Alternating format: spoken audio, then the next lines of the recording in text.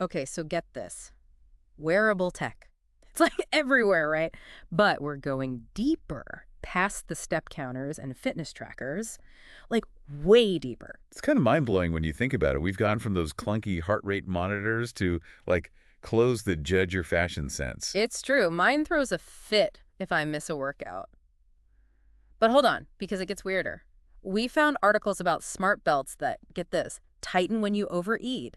And then there's the meditation headbands that, I don't know, zap you if you're not focused enough. What is going on? It's like this weird, fascinating line between, innovation and just, like, getting too up close and personal. Yeah. Take those belts, right? Yeah. The tech is actually pretty cool. They use sensors to watch your waistline all day long. So they know if you go back for seconds or thirds.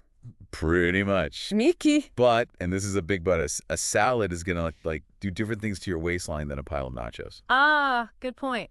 So maybe not Okay. the best judge of, healthy choices. Exactly. It's making assumptions, and not always good ones. Okay, so not a reliable food critic. Yeah. But it does make you think, like, what are they doing with all that data? Our bodies, our habits, everything. $1 million question right there. And, something we should definitely unpack. But before we go down that rabbit hole, can we talk about smart mirrors? Oh, those are good. Like having a best friend who tells it like it is, but they live in your mirror. Yeah. That outfit, honey, no. Brutal honesty right there in your reflection.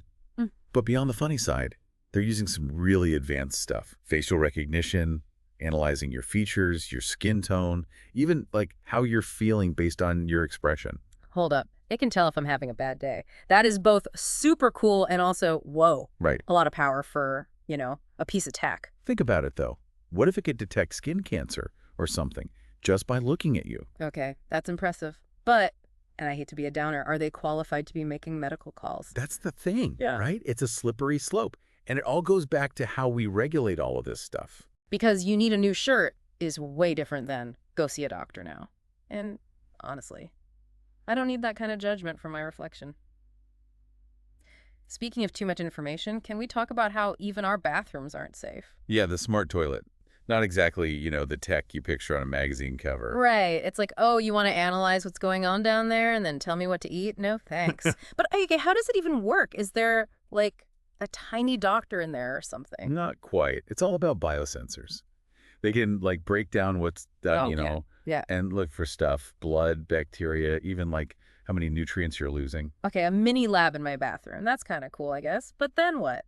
Does it, like, email my doctor? Because that's a conversation I'd rather be prepared for. That's the thing, right? Who gets to see that data? And how do they use it? Yeah. For most of these, it's still just you on an app or whatever. But, tech changes fast. It's something to think about. Good thing I've never talked to my toilet then. It already knows enough. Speaking of tech that's like a know-it-all, those meditation headbands, do they really work?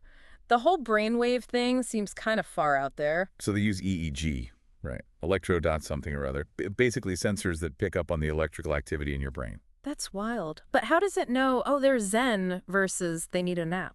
Algorithms. Yeah. They're looking for patterns, matching them up with, like, relaxation or focus or stress. So it's not perfect. No tech is. So my meditation headband might think my deep thoughts are actually just me thinking about snacks. There goes my enlightenment, I guess. But seriously, this brainwave stuff, what else can they do with that? Because that seems huge. It is. There's therapy, like biofeedback. Yeah. Helping people learn to manage their emotions, anxiety, that sort of thing. They're even trying to use it so people can control prosthetic limbs with their minds. Mm-hmm.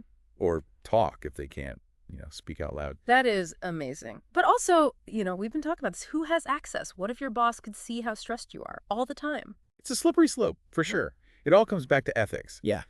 Designing this stuff responsibly, making sure people's data is safe, and that nobody's taking advantage. It's like we're on this crazy train, amazing tech, but also where's the brakes? It's a lot. Totally.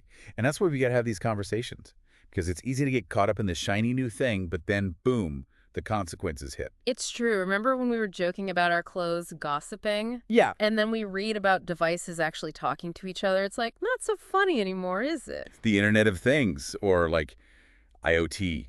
Basically, all these devices, sharing data, making a network, your watch talking to your fridge, your fitness tracker posting on your socials. Okay, see, now I get how we go from track my steps to my house is judging me.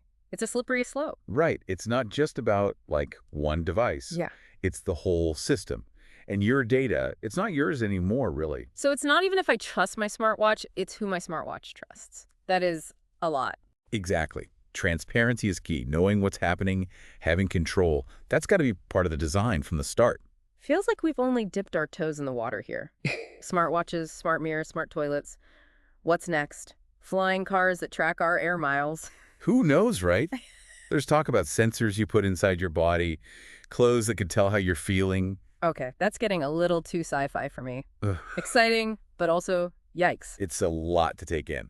But that's kind of my point, right? We can't just sit back and let it happen. We got to be informed, ask the tough questions. We can't just be like, ooh, new gadget, and hand over all our information. Privacy matters. Ethics matter. 100%. This isn't the future, it's now. And we get to decide what it looks like. So that was our deep dive into wearable tech. We had smart belts judging our waistlines, toilets giving us diet tips. Meditation headbands reading our minds. Oh, man. Speaking of, mine's probably freaking out right now. Thanks for listening, everyone. Stay curious, stay informed, and maybe unplug every once in a while just to be safe.